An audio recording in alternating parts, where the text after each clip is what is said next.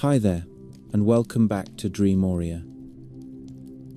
Tonight, I'm going to tell you the secret story of Freemasonry, a 600-year trail of rituals, symbols, whispered oaths, and conspiracies that refuse to die.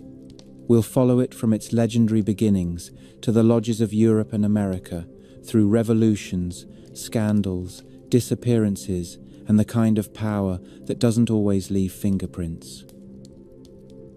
If you like these stories, please like and subscribe. It's the best way to support the channel.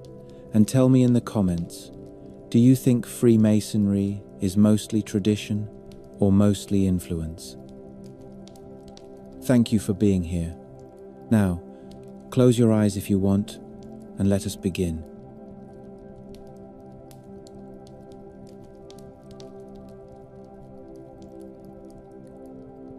If you ask a Freemason where it all started, you often do not get a date in the way a historian would give you one. You get a scene, a king in Jerusalem who wants a temple that will outlast his own life, a chosen architect named Hiram Abiff who knows the plan and the measurements, a work site divided into ranks with passwords that separate the master from the man who only carries stone. In that telling, the first lodge is not a social club. It is the inner circle around the building of the first Temple of Solomon, which tradition places about 3,000 years ago. The story says that 3 jealous workmen try to force the secret of the master word out of Hiram. When he refuses, they kill him. The body is hidden. Later, he is raised again through a special grip and word known only to the initiated. For generations, this drama has been repeated in Masonic rituals as the central lesson about loyalty, honor, and the price of betrayal. It also serves another purpose. It plants the idea that the order is rooted in the earliest era of sacred architecture, that its secrets are woven into the stones of a holy city, and that the line of transmission reaches back to a time when kings, priests, and builders shared confidences the rest of the world could only guess at. From the point of view of an investigator, that myth is a kind of map. It tells you what the fraternity wants to believe about itself. It claims age. It claims intimacy with the biblical past. It suggests that the real history of power has always involved a small group of people who know more than the public. That alone has been enough to feed centuries of speculation.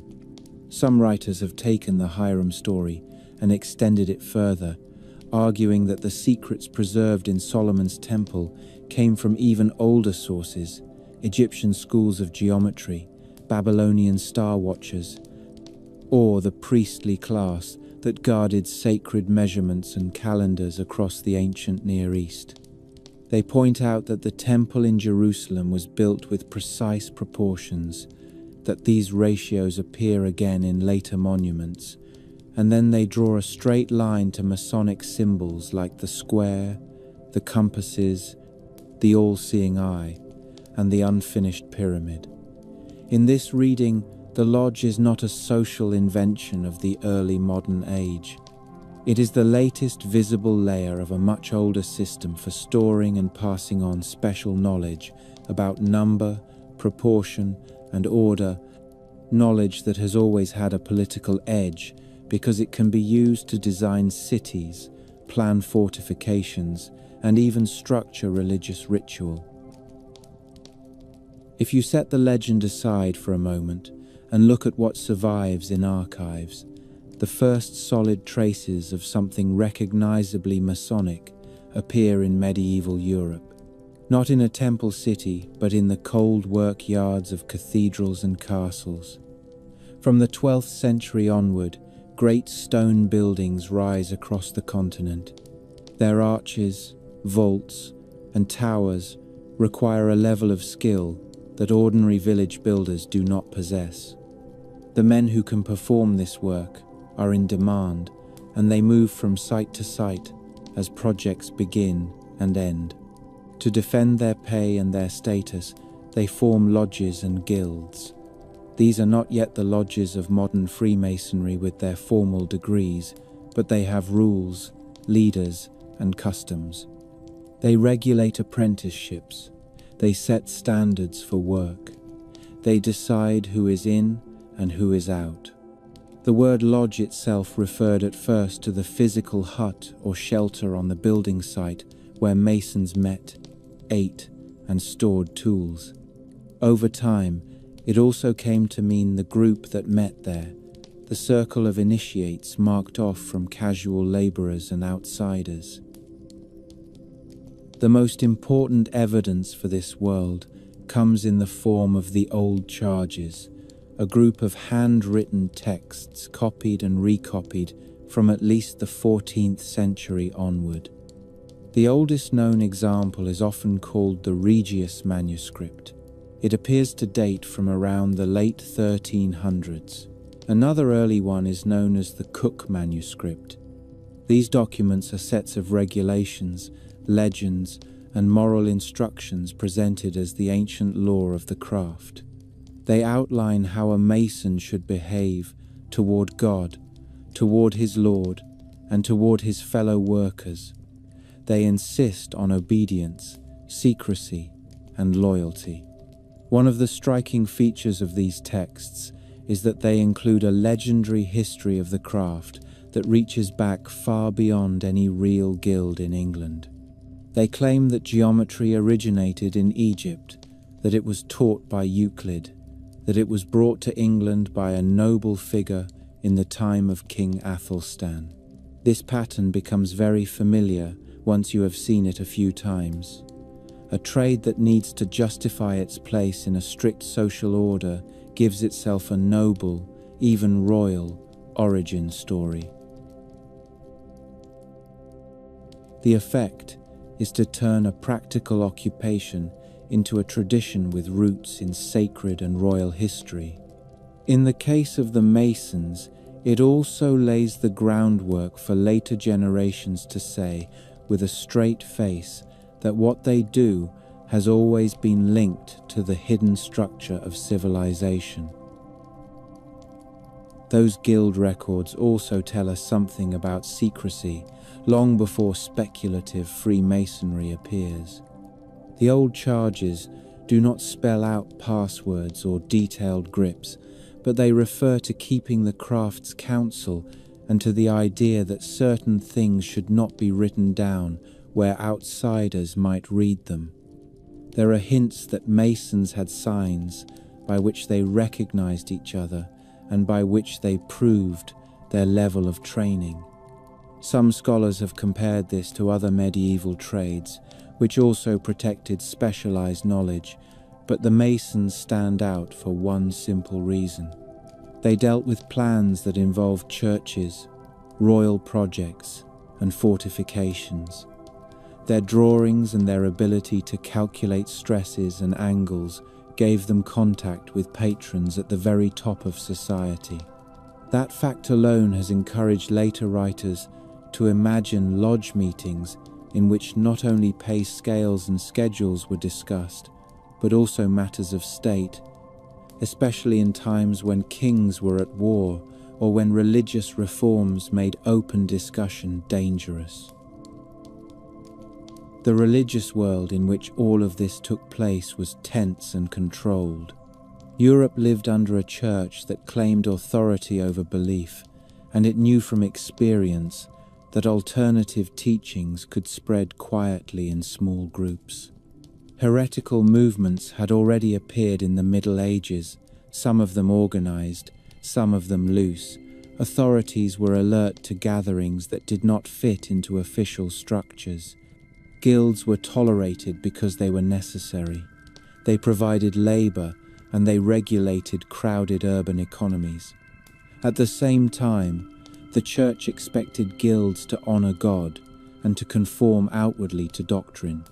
The Masons, whose work was visibly linked to cathedrals and chapels, fit that expectation easily. They processed on feast days, they held masses. To the eye of a bishop, they were pious workers. To writers of later centuries, that made them an ideal cover for any ideas that did not fit official teaching.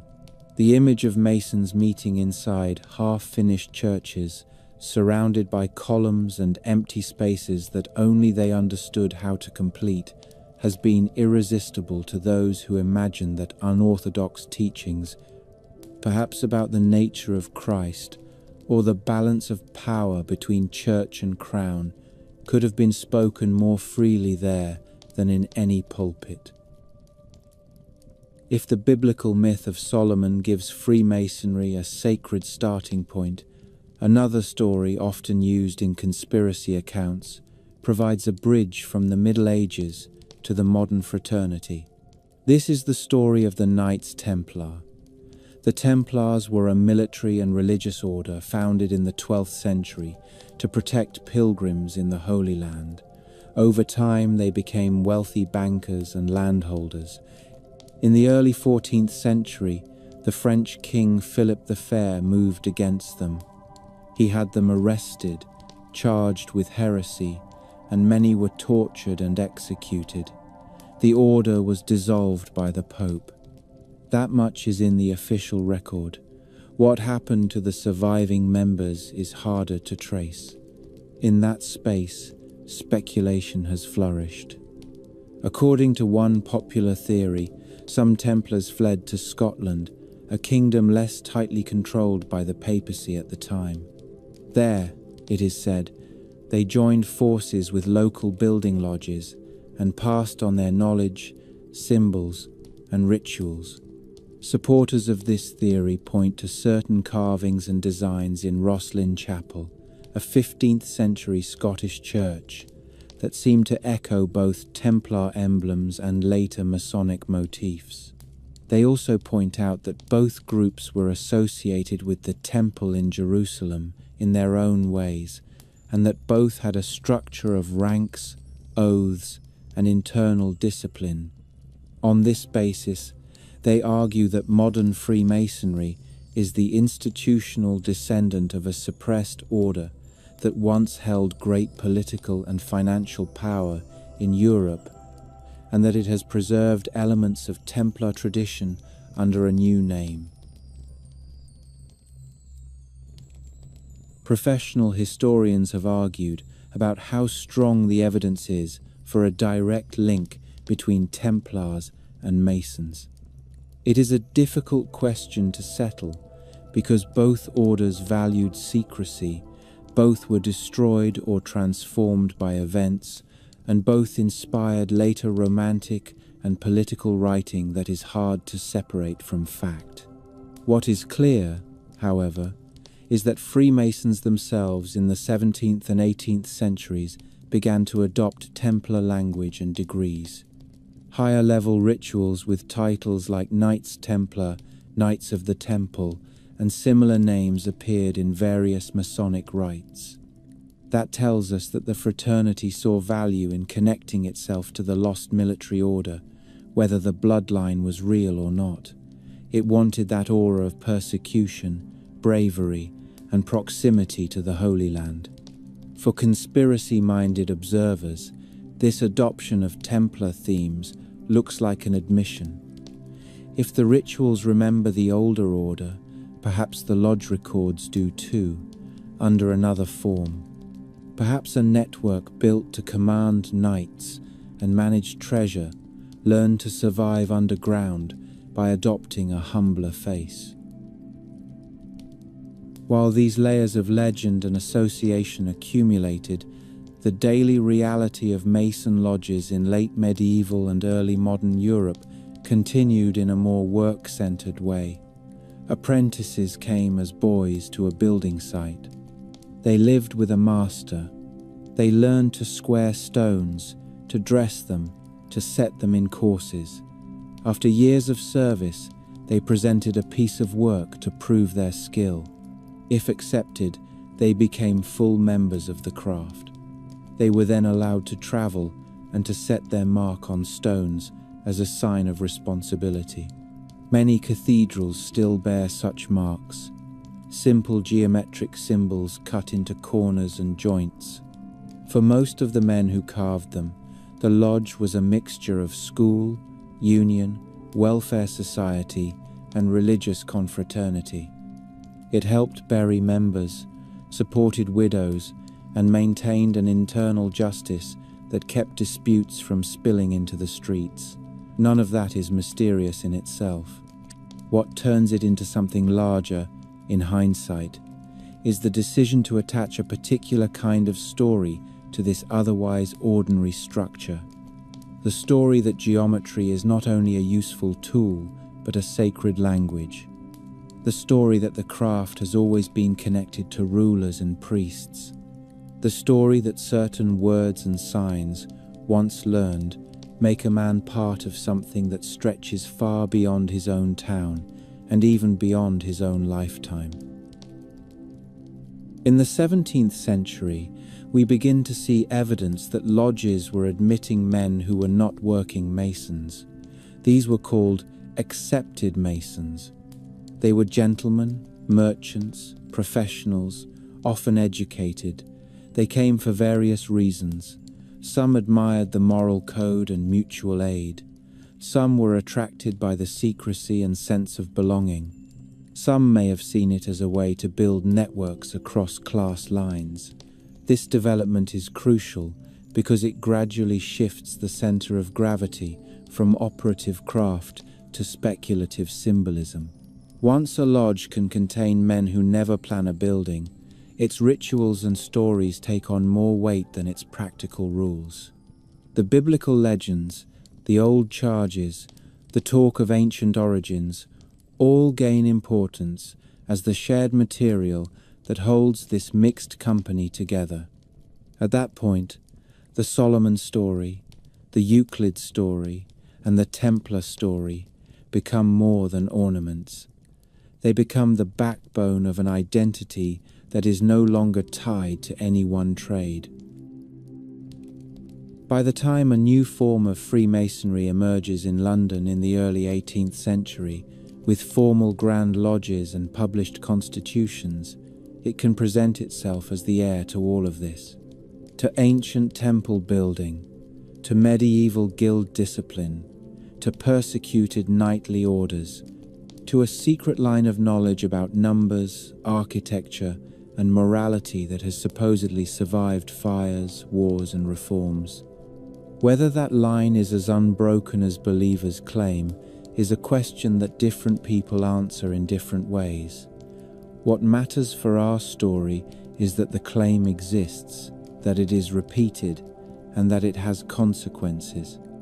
It makes Freemasonry look older than most modern institutions. It makes it look harder to control. It makes it look as if every time rulers thought they had shut a door on some dangerous mixture of wealth, knowledge, and loyalty, the same force found another room in which to meet.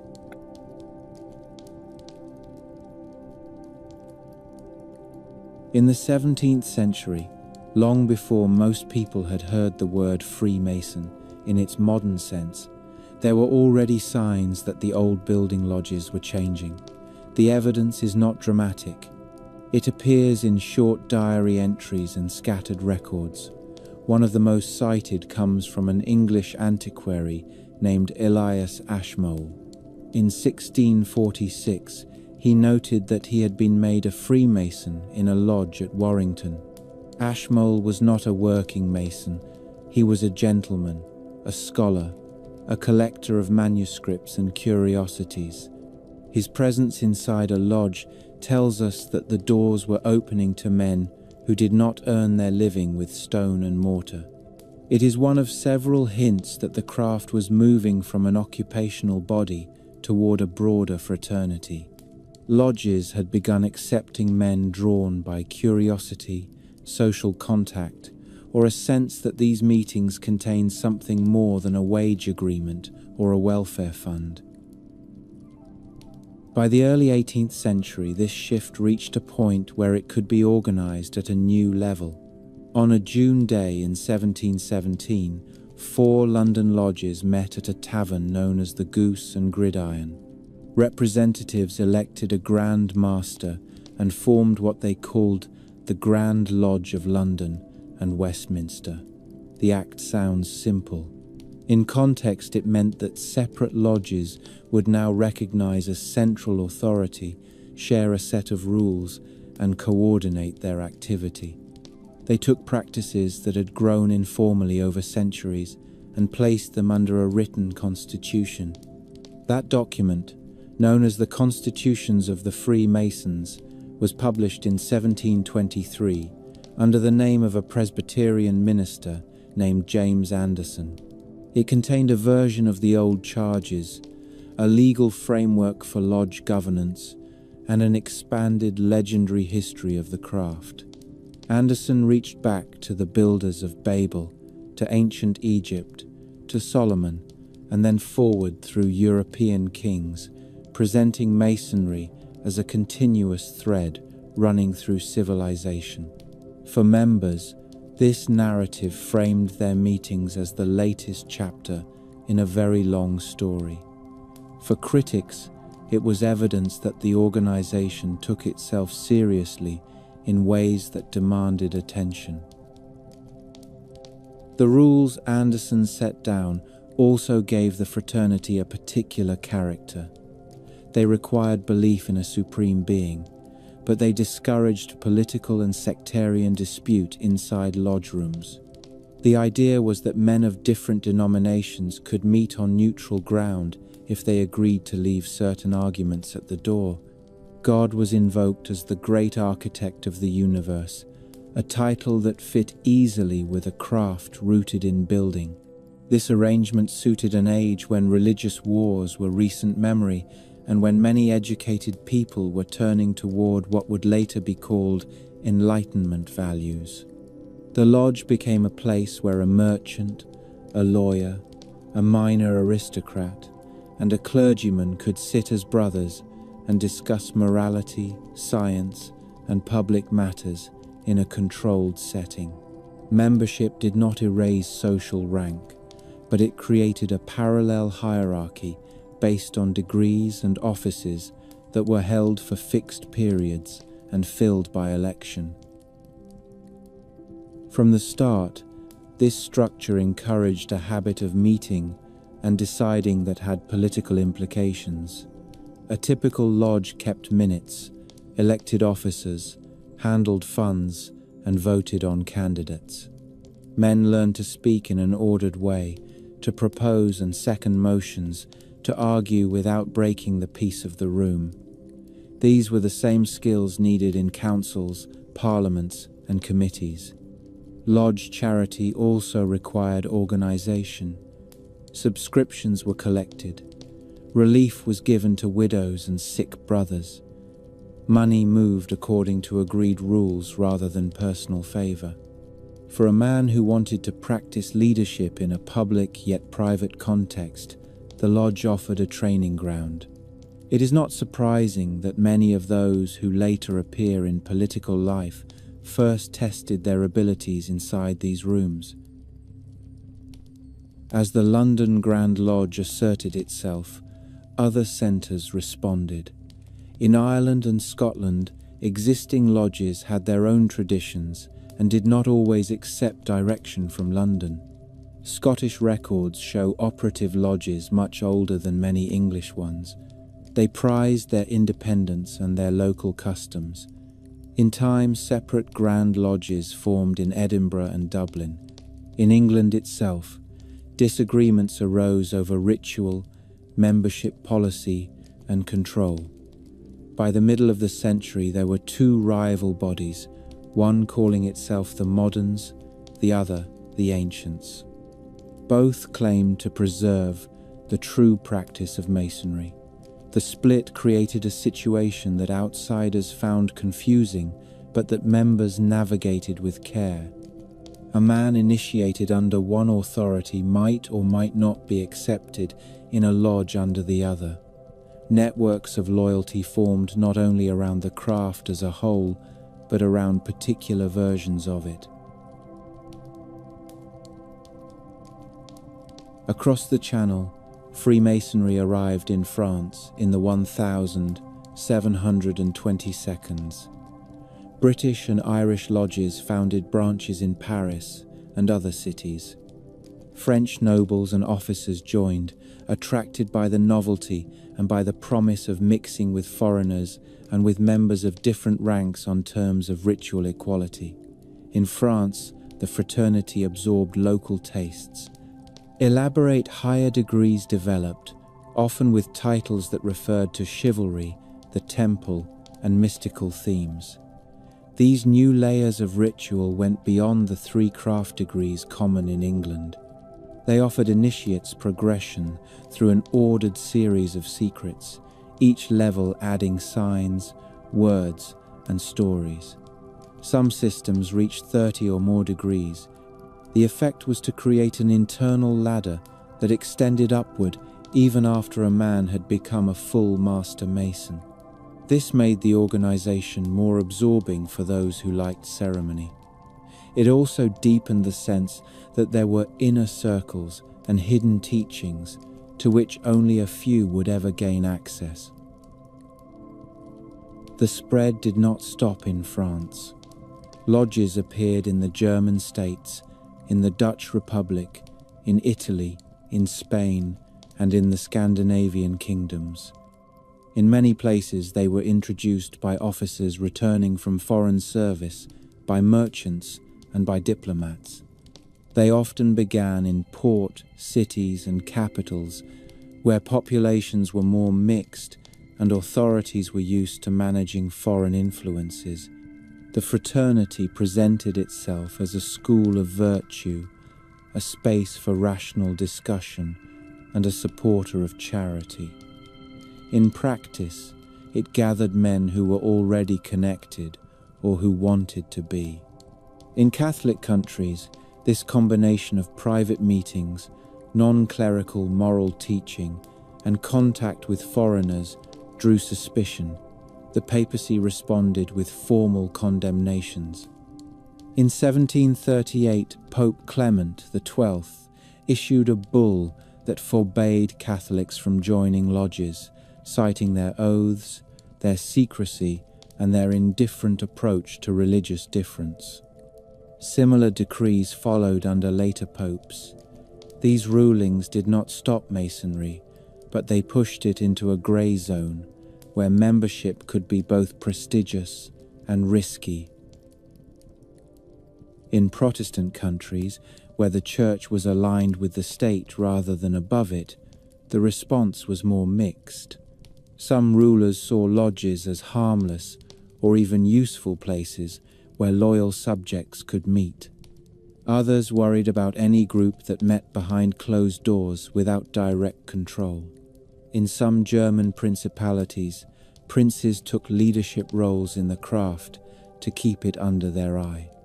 In others, police spies attended meetings.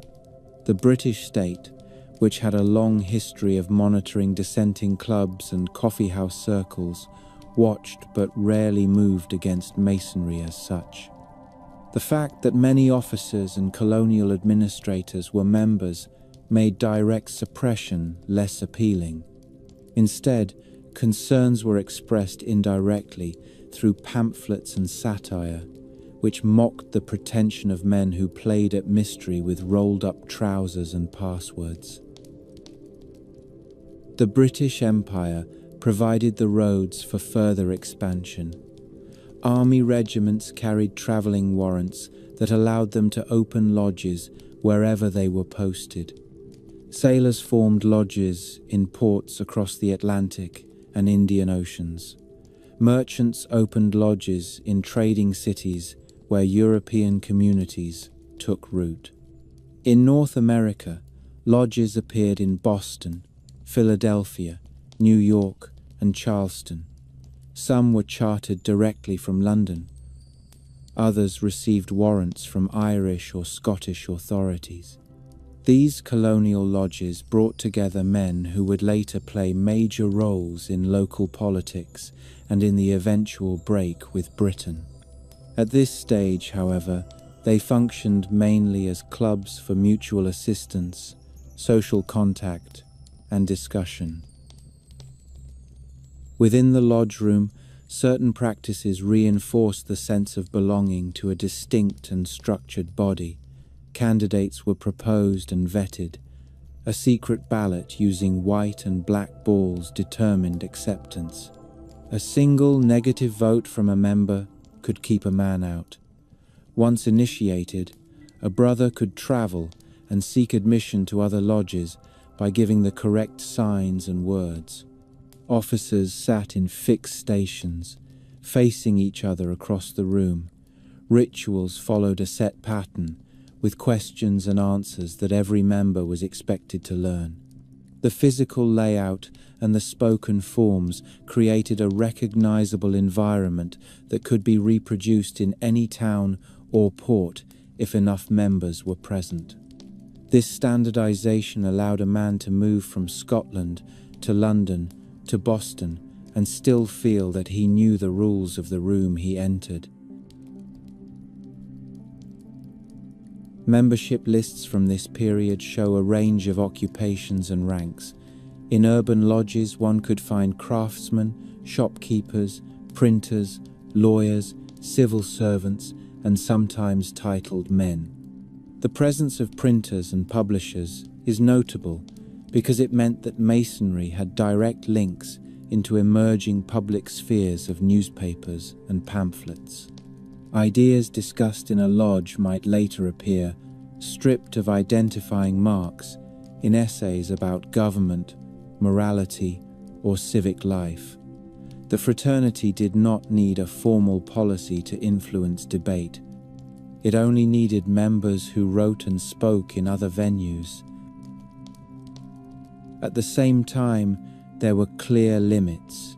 Most lodges admitted only men.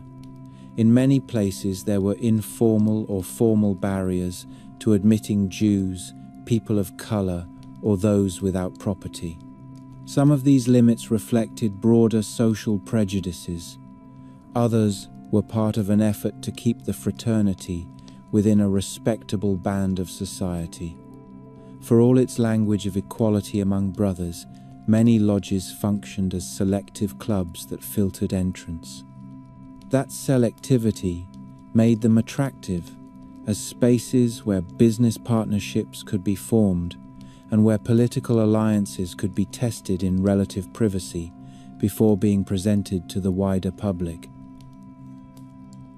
The combination of reach, ritual, and discretion was what drew early accusations of secret influence.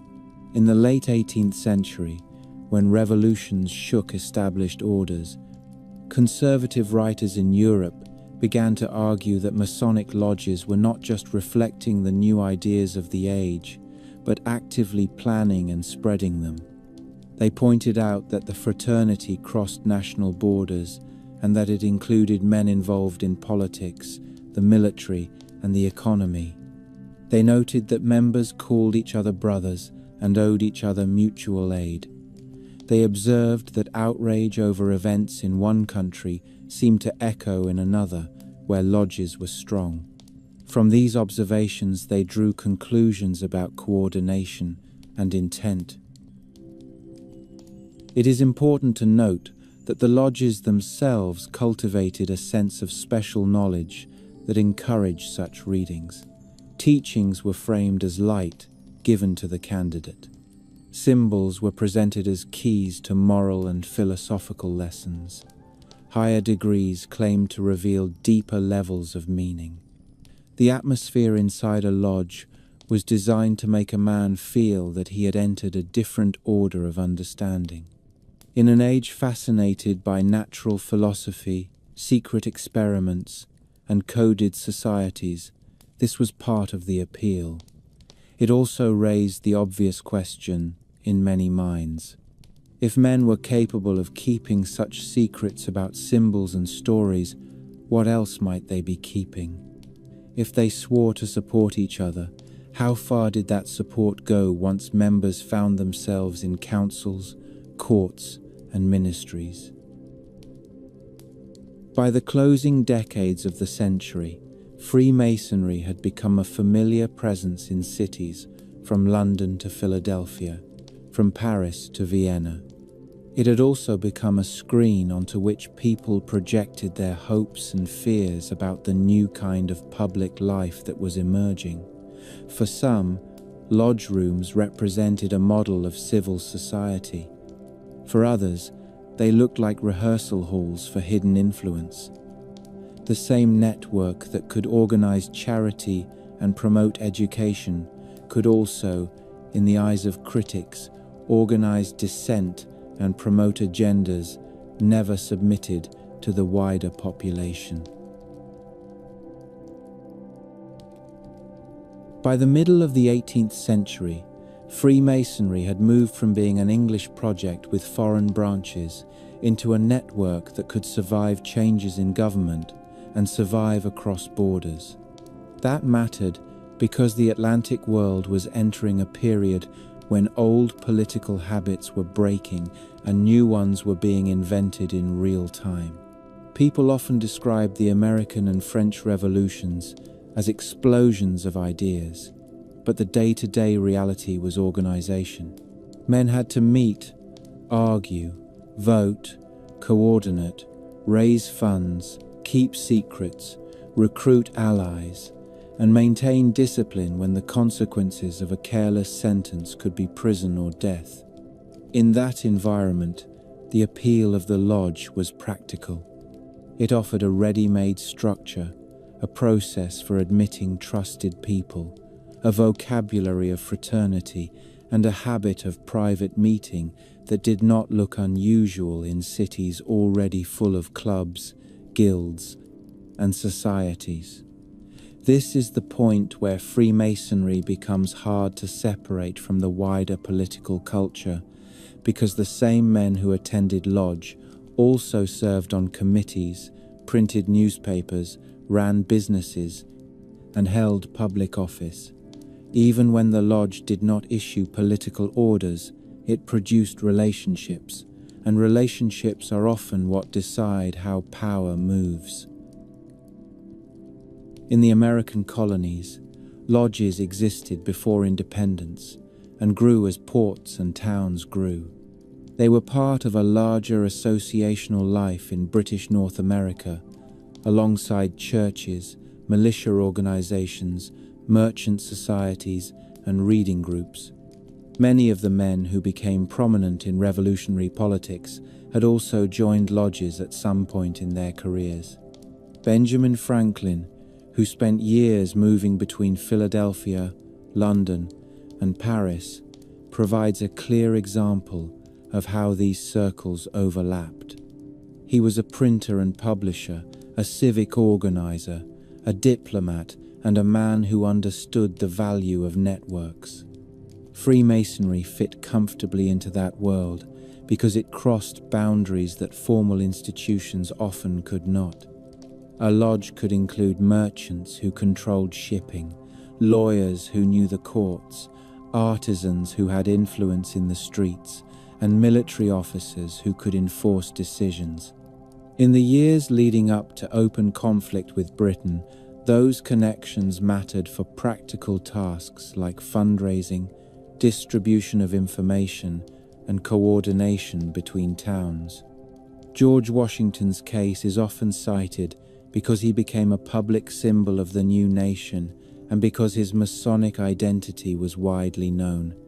He joined a lodge as a young man in Virginia and remained connected to Masonic circles through much of his life.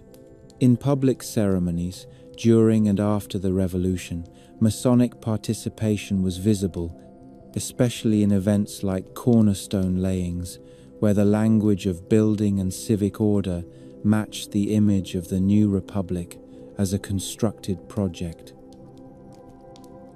Once war began, the question was not whether Masons controlled the revolution, but how a fraternity shaped the environment in which the revolution was organized. The Continental Army was a mobile institution with men from different colonies and backgrounds, and it relied on trust across distance.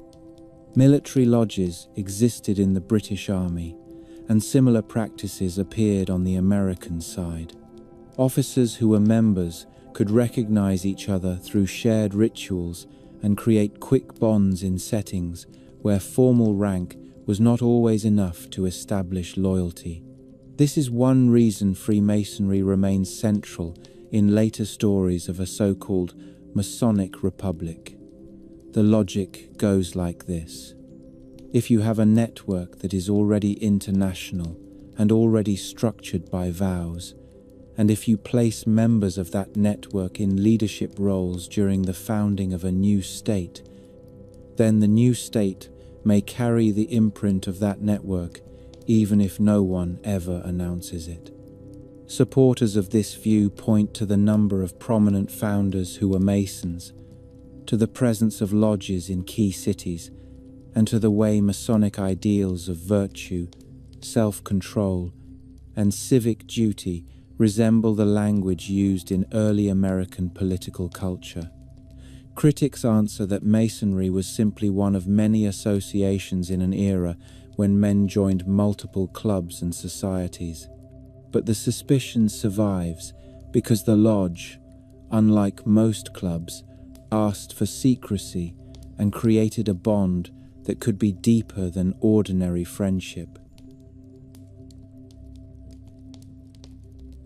The revolution also created conditions that made conspiracy thinking normal. People had lived through years of political crisis, where pamphlets accused British officials of hidden plans, where committees of correspondence passed information in semi-secret ways, and where loyalists and patriots watched each other closely. After independence, Americans remained sensitive to the idea that unseen forces could shape public life. It was easy to look at an organization that met privately and ask whether it might become a state within a state. The very strengths that made lodges useful to members, discretion, loyalty, mutual aid, could look like threats to outsiders who believed public life should be open and accountable. In this period, Freemasonry benefited from its association with celebrated founders, but it also inherited the suspicion that follows any group that seems to connect influential men across regions and parties. If the American story is partly about how lodges fit into an existing culture of civic associations, the French story is more volatile because the revolution in France did not end with independence and a settled constitution. It went through phases that turned allies into enemies and made survival depend on political alignment. Freemasonry was well established in France by the late 18th century, especially among elites and professionals. The Grand Orient of France became a central governing body, and its lodges attracted nobles, officers, writers, and administrators. Philippe of Orléans, who later took the name Philippe Égalité, is the figure most often used to show how deeply Masonry could be tied to high politics. He was a royal cousin, wealthy, ambitious, and involved in political reform circles. He also served as Grand Master of French Masonry in the years before the Revolution. His life shows the limits of any idea that Masonry guaranteed protection. He voted for the execution of King Louis XVI and was later executed himself, a reminder that membership in a fraternity did not override the logic of revolutionary power. The French Revolution produced a specific kind of claim about Freemasonry that would echo for centuries. It was not only that Masons were present in the revolutionary movement, but that the lodges had prepared the revolution, organized it, and used it to destroy church and monarchy. This argument gained force, not because it was proven in a courtroom sense, but because it suited the needs of people trying to explain a disaster. After the Terror, many French conservatives and clergy wanted a single cause that could make sense of the collapse of old authority. A secret society was an attractive answer because it moved responsibility away from broad social conditions and toward a manageable enemy. Writers like Abbé Augustin Barruel argued that revolutionary violence was not a spontaneous outcome of hunger, war, and political breakdown, but the result of planning by hidden groups. In these accounts, Freemasons were rarely alone. They were often paired with the Illuminati, radicals, and other imagined networks. The combined picture was that of an underground coalition using lodges as meeting places and using ritual secrecy as cover. Whether or not the lodges actually acted as revolutionary command centers, the claim itself became one of the most influential conspiracy narratives in modern European history. A key reason these claims survived is that the revolution genuinely did create scenes that looked like betrayal within a brotherhood. Men who shared lodge membership could end up on opposite sides of political trials. Some supported constitutional monarchy, others supported republic, others supported radical measures. In a period when political clubs like the Jacobins became centers of power, it was possible for lodge relationships to intersect with club relationships, and for personal loyalties to be tested under extreme pressure. When people later said that brothers sent brothers to the guillotine, they were expressing a real dynamic of revolutionary France, even if the exact lodge connections were often less clear than the story suggests. The lodge may have been one network among many, but it was one of the few that openly prized secrecy, and secrecy makes every political break look like a hidden plot. The transatlantic connection added another layer. France supported the American rebels against Britain, and French officers returned home with experience of a successful revolution. At the same time, American diplomats and visitors moved in French elite circles. Franklin's time in Paris is often used as evidence of how these networks overlapped. He was not only a diplomat negotiating alliances, but also a social figure who understood salons, clubs, and the value of fraternity. In later retellings, this becomes a story of a shared Masonic ideology moving back and forth across the ocean, shaping revolutions as if they were coordinated chapters in a single plan. The evidence for direct coordination at that level is difficult to pin down, but it is also not necessary for the conspiracy idea to work. All that is required is the reality that similar groups existed in both places, that some of the same names appeared in lodge records and political events, and that revolutionary language about liberty and brotherhood sounded similar to the language used inside lodges. It is also important to notice what made Freemasonry distinct from other clubs in the same era. Many political clubs were open in the sense that outsiders could attend or at least observe their public meetings. Newspapers reported their debates, their leaders issued statements. Freemasonry did not operate that way. It did not publish its rituals. It taught through degrees and insisted that parts of its practice remain private. It also built an internal discipline around obedience to lodge rules and respect for hierarchy within the room.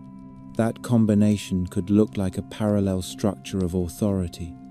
To a person who feared revolution, it was easy to imagine that the lodge was training men to follow orders not from the crown or the church, but from an internal chain of command. To a person who supported reform, it was easy to imagine that the lodge was training men to live by a higher moral code than the corrupt politics around them. Both interpretations could attach to the same set of facts. The idea of a Masonic republic, then, is best understood as a conclusion drawn from patterns rather than a document signed in secret. Patterns of membership among influential men, patterns of lodge growth in cities that became centers of revolutionary organizing, patterns of symbols and language that seem to echo from lodge rooms into civic ceremonies, patterns of mutual aid that might look like favor trading when applied in politics. In the United States, the early republic had a culture of ceremonies, processions, and public rites. Masonic lodges were comfortable in that world because they already used ritual and symbolic action. When Masons appeared in public wearing aprons and carrying tools as emblems, it could be read as civic theater or as a sign that a private order was displaying itself openly. When they participated in cornerstone layings and funerals, it could be read as a harmless tradition or as a public claim to ownership of the nation's founding story. In France, where public ceremony became political spectacle, the presence of Masons in both moderate and radical circles allowed conspiracy writers to argue that the fraternity was everywhere, which in turn made it seem as if it must be in control. Outside the revolutionary centers, the reputational consequences were wide. In Catholic Europe, papal condemnations already framed Freemasonry as dangerous, and the French Revolution intensified that perception. In the decades after 1789, conservative governments looked for causes of unrest and saw lodges as one possible channel through which radical ideas moved. In some places, they were suppressed. In others, they were infiltrated. Even in Britain, where Masonry remained more socially accepted, suspicion grew around secret societies in general, especially as fears of French-style revolutions spread. People began to treat membership in any oath-bound group as evidence of potential disloyalty. The lodge became a symbol in political debates, sometimes used by reformers to signal enlightenment and progress, sometimes used by conservatives to signal hidden subversion.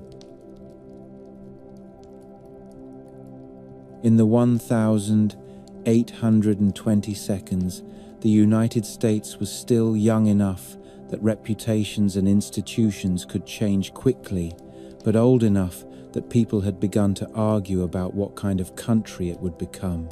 The language of the revolution was still familiar, and suspicion of concentrated power was still treated as a civic virtue. At the same time, American public life was becoming more organized. Newspapers reached wider audiences. Campaigns were becoming more professional. Fraternal organizations were common, and among them, Freemasonry stood out because of its secrecy and because it attracted men with influence.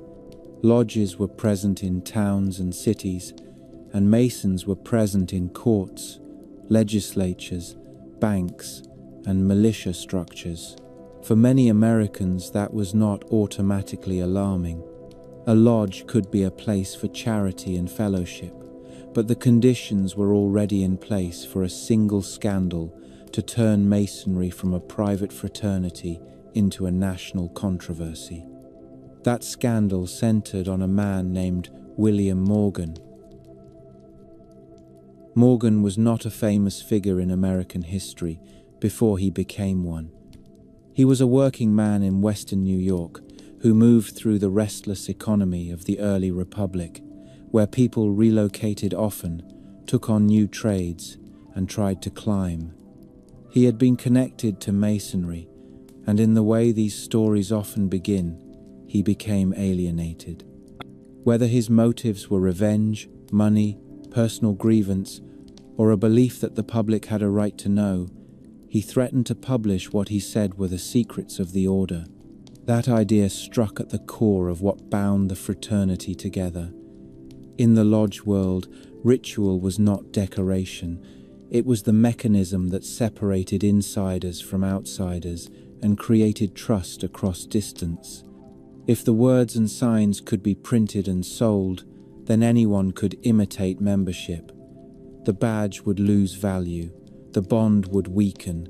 The fear was not only embarrassment, it was the collapse of a system that relied on controlled knowledge.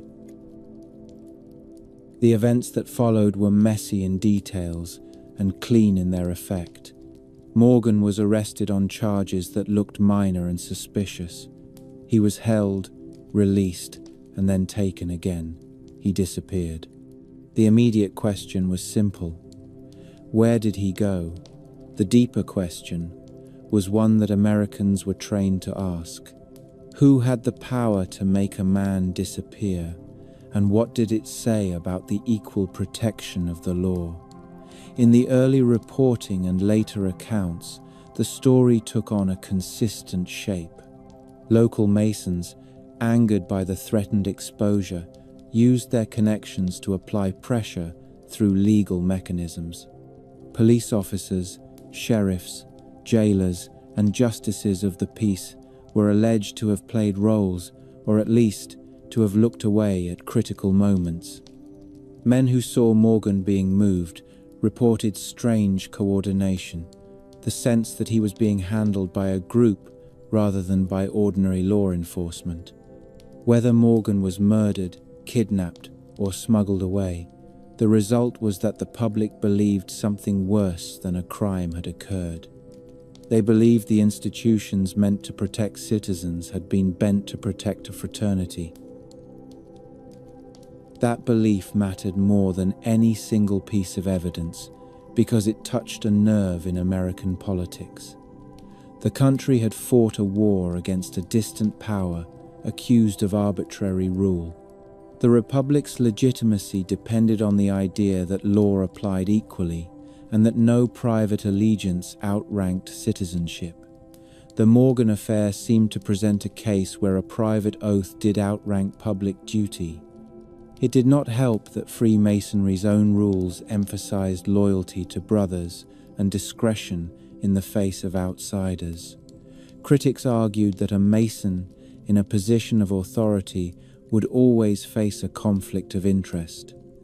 If a judge, a juror, a sheriff, or a legislator was bound by fraternal loyalty to other Masons, then the public could never be sure where his true allegiance lay. That suspicion became a political weapon. It was aimed not at one lodge or one town, but at the idea of a hidden network inside a democratic system. The reaction in Western New York spread into a wider anti-Masonic movement with unusual speed.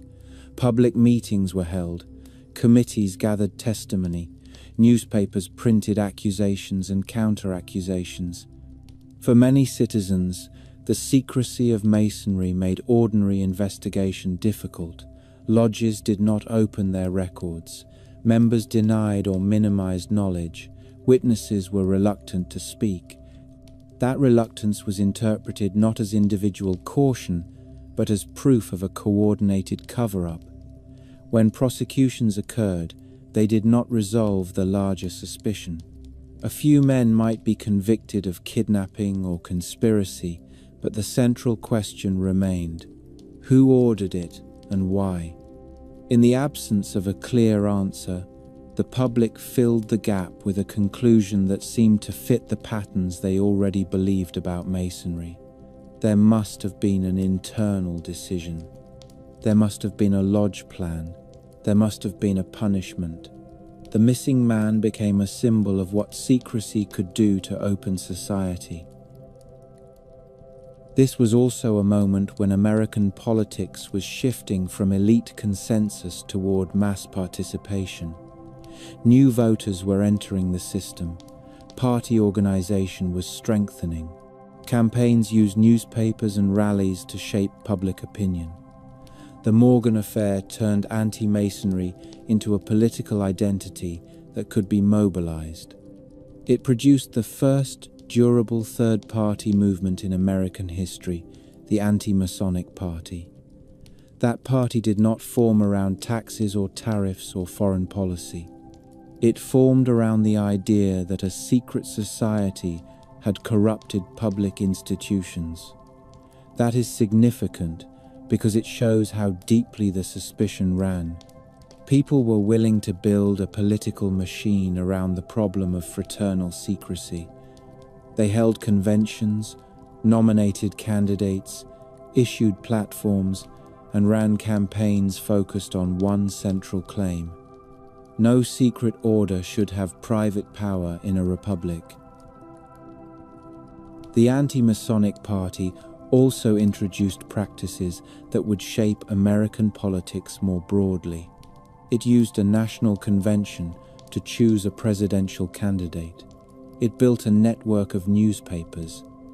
It organized at the local and state level. It treated public opinion as something that could be managed through coordinated messaging. In doing so, it borrowed methods that were being adopted across the political spectrum, but it applied them to a single moral issue.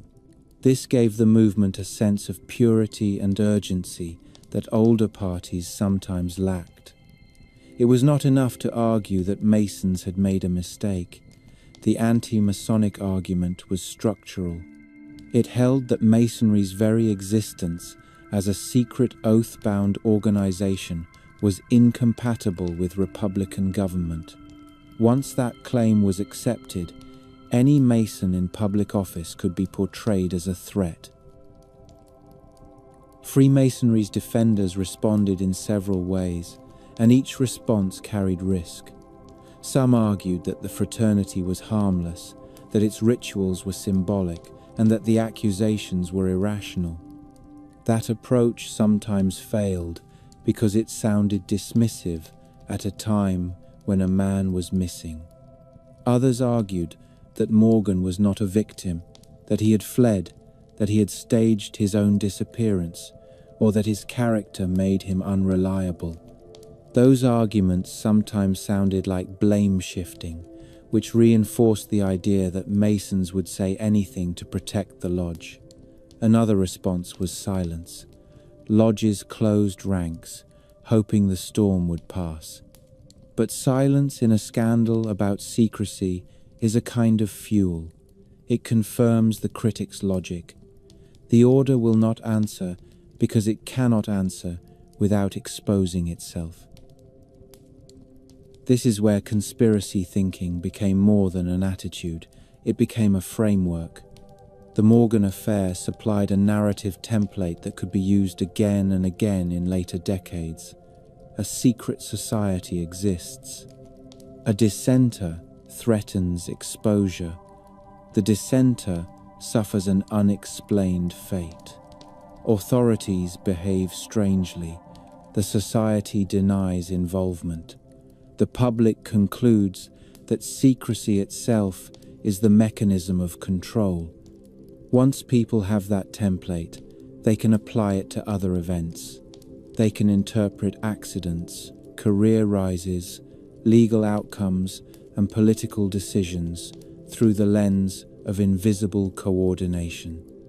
The lodge does not need to prove its power. Its secrecy makes it hard to disprove. In the years after Morgan's disappearance, anti-Masonic sentiment became a social force.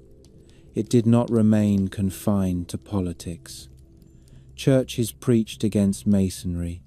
Employers and communities questioned membership. Families argued about whether a man should remain in the lodge.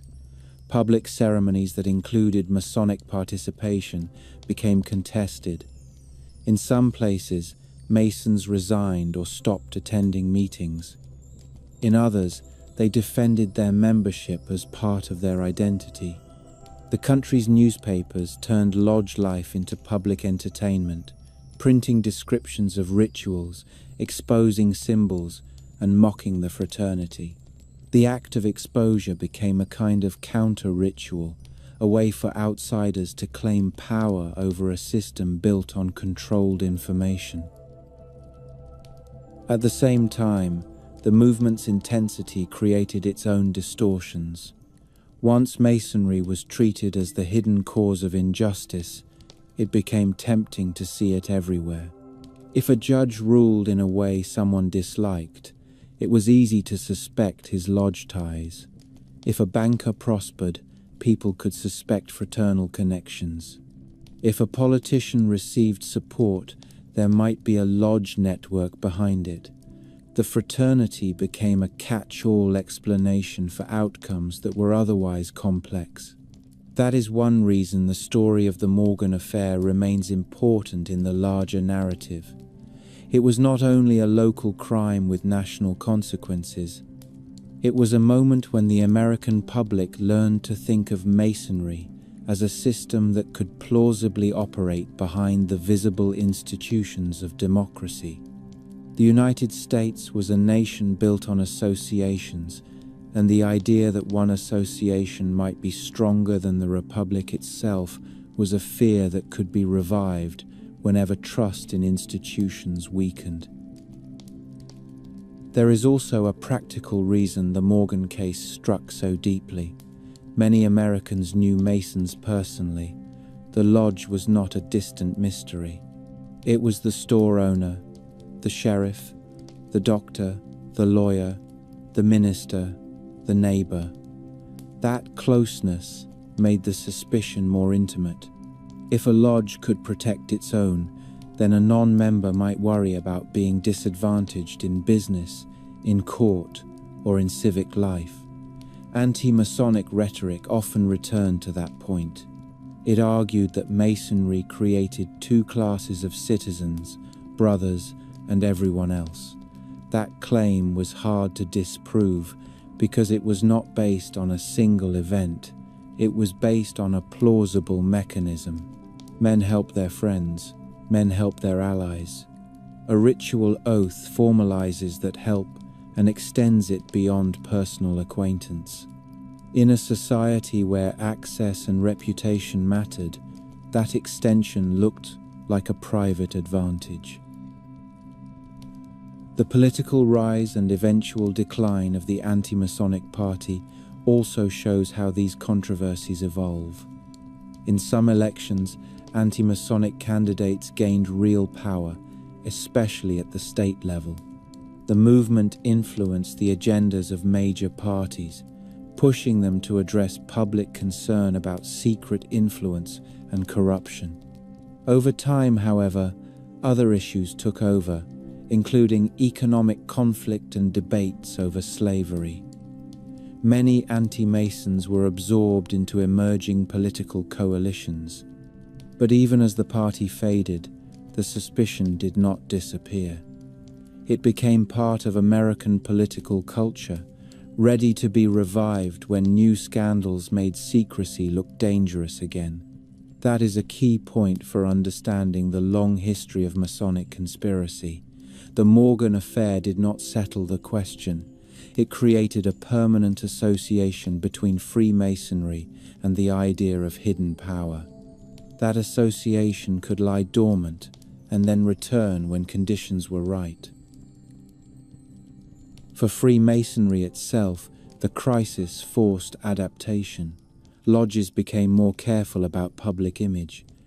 In some regions, they increased charitable activity and made it more visible, presenting the fraternity as a civic benefit rather than a private club. They emphasized moral teaching and community service. They discouraged political discussion inside lodges more strictly, trying to prove that they were not political machines. Yet the basic structure remained the same. Degrees, signs, words, and private ceremonies continued.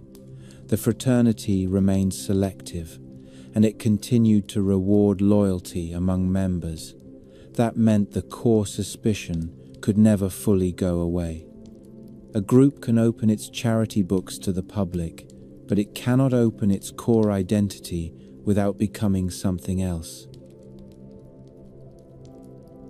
The unresolved nature of Morgan's fate also ensured that the story would remain elastic. If there had been a body, a confession, and a clear chain of responsibility, the case might have become history and then faded. Instead, uncertainty preserved it as a living story. Different communities repeated different versions. Some insisted he was killed and hidden, perhaps drowned or buried far from town. Some insisted he escaped and lived under another name. Some insisted powerful Masons ensured the truth would never be known. Each version served a purpose. The murder version framed Masonry as capable of violence. The escape version framed the public as manipulated. The cover-up version framed public institutions as compromised. In every case, the point was the same. The fraternity's secrecy made definitive closure impossible. Before Morgan, conspiracy claims about Freemasonry existed in Europe and in America, but they were often theoretical, linked to revolutions and ideology. After Morgan, the suspicion had a domestic American case study. It involved local officials, legal procedures, and a missing citizen. It could be argued in a courthouse and then argued again in a newspaper. It could be used to build a party and win elections. It taught Americans that the question of secret societies was not only about strange rituals, it was about whether a private oath could rival public law. That lesson stayed in the culture, even after the party that carried it faded. By the time the United States entered its early national period, Freemasonry had already become familiar enough that it could function quietly in the background of public life. It was not a rare curiosity. It was embedded in towns, ports, and professional circles, and its members were often the same people building civic institutions. That is when symbols start to matter more than most people think they do. A young nation needs symbols because it needs legitimacy, unity, and a story it can display in public. A fraternity built on symbols, rituals, and private recognition is positioned to influence how a nation presents itself, whether by design, habit, or opportunity. In this chapter, the focus is not on what any one Mason privately believed, but on how certain images and civic choices became linked, fairly or unfairly, to the idea of a hidden system operating alongside the Republic. The Great Seal of the United States is the most durable example. Congress adopted the seal in 1782, after years of proposals and revisions. The reverse side shows an unfinished pyramid with 13 steps and, above it, an eye in a triangle surrounded by rays. The official description in the adopting resolution calls it a pyramid unfinished, and an eye in a triangle in the zenith, with mottos that signal providence and a new era. It is also true that the reverse was never used as an actual seal for stamping documents, but it became famous later because it appears on the back of the $1 bill. The eye itself was not invented by Masons, but it was a familiar symbol in European and American religious art for divine oversight. In the Great Seal context, it was already being used to represent Providence watching over the American project. The eye had been proposed as early as 1776 by an artist consultant named Pierre-Eugène du Cimetière, and by the time the final design was approved, the eye was placed above the pyramid, with the pyramid's 13 steps interpreted as the original states. Those are the basic facts that can be traced through official accounts and early documentation. What turns the Great Seal into a central artifact in the secret story is that it sits at the intersection of civic authority and esoteric imagery. An eye in a triangle is simple enough to be read as God, but also specific enough to be read as an emblem of hidden knowledge. A pyramid is simple enough to be read as strength and duration, but also ancient enough to invite speculation about Egypt, initiatory traditions, and priestly power. Once you put them together, you have an image that behaves like a magnet. It attracts meanings, and it does not release them. This is where conspiracy narratives take over the interpretation. If the Great Seal is a public statement, then it can be treated as a message placed in plain sight. The argument is direct. The founders were not only building a government, they were encoding a system of belief into the nation's identity. The eye represents watchfulness and authority that does not sleep. The unfinished pyramid represents a project that is always under construction, guided from above, with a capstone that is never placed because the work is never finished. The mottos reinforce that reading. Annuit Keptis can be read as approval of undertakings, and Novus Ordo Seclorum as a new order of the ages. In a conventional view, this is the language of a new republic seeking providential blessing and historical significance. In a conspiratorial view, it becomes something else. It becomes a declaration that a new order is being built, not only politically but spiritually and structurally, and that the builders want the public to accept it without fully understanding it. The seal then becomes less like decoration and more like a signature, not a signature of a single person, but of a class of people who think in symbols, who use architecture as a language, and who believe that power is most stable when it is wrapped in meaning. Once you start looking at the early republic through this lens, Washington, D.C. becomes the obvious next subject. The capital was planned intentionally, not grown gradually like older cities. Congress created the Federal District in 1790, and President Washington commissioned Pierre Charles L'Enfant to design a city plan in 1791. That much is uncontroversial. What matters is the nature of L'Enfant's plan. It overlays a grid with wide diagonal avenues, circles, and major vistas that link symbolic centers of power.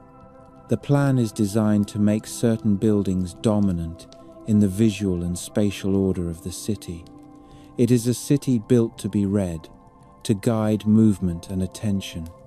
That is why it invites claims of hidden geometry. If you want to find patterns, a planned city gives you material.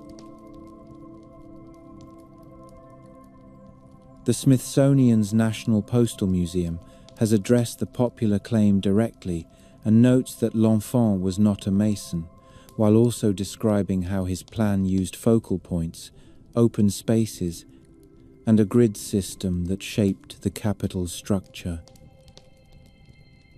That fact does not end the speculation. For people who treat Freemasonry as a network rather than a single designer's hobby, it is enough that the city was commissioned by a president who was a Mason and built in an environment where Masons were active in public life. In that view, L'Enfant does not need to be a Mason for the plan to align with Masonic ideas about order, measurement, and symbolism. The city becomes a stage where those ideas can be expressed through architecture, regardless of who drafted the first lines on paper. From there, the claims become more specific and more detailed. People trace triangles and pentagrams across maps, connecting the White House, the Capitol, major circles, and certain monuments. They treat diagonal avenues as intentional alignments, like the lines of a compass drawn across the land. They argue that the placement of key buildings reflects a symbolic program, one that mirrors Masonic themes of East and West, light and darkness, ascent, initiation, and the movement from the rough to the refined. Some of these claims focus on the geometry itself. Others focus on ceremonies, because ceremonies are where symbolism becomes visible in public record. This is one reason the capital cornerstone ceremony of 1793 is cited so often. On the 18th of September 1793, George Washington laid the first cornerstone of the United States Capitol in a Masonic ceremony. Accounts describe a procession, Masons in regalia, and Washington participating in the rite. The Senate's historical account notes that Washington crossed the Potomac and was met by bands, a volunteer artillery company, and a delegation of Masons in full regalia, then took part in a grand procession from construction sites to the Capitol site. The architect of the Capitol also frames it plainly as a Masonic ceremony led by President Washington, preceded by a parade and followed by celebration. If you are looking for a moment when the fraternity touches the founding architecture of the nation in a literal way, this is it.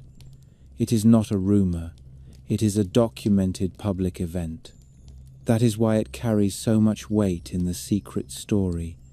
It suggests that the building of the state was not only bureaucratic and legal, but also ritual. The cornerstone is not just a stone, it is a claim about foundation. When a president participates in a ritual that uses symbols of grain, wine, and oil, and does so in the presence of the public, the act can be read as civic piety or as an initiation of the republic itself. The attraction of this material is that it is both ordinary and suggestive. In the 18th century, cornerstone ceremonies with ritual elements were not rare. They were part of a broader culture of public rites, processions, and civic religion. At the same time, Masonry had its own specific forms, tools, and language, and Washington's participation gave those forms national visibility. A person inclined to treat Masonry as a moral fraternity will see the ceremony as a symbolic gesture of unity and virtue. A person inclined to treat Masonry as an influence network will see it as a public marker that the fraternity is present at the creation of the nation's most important building. This is how the symbol story works.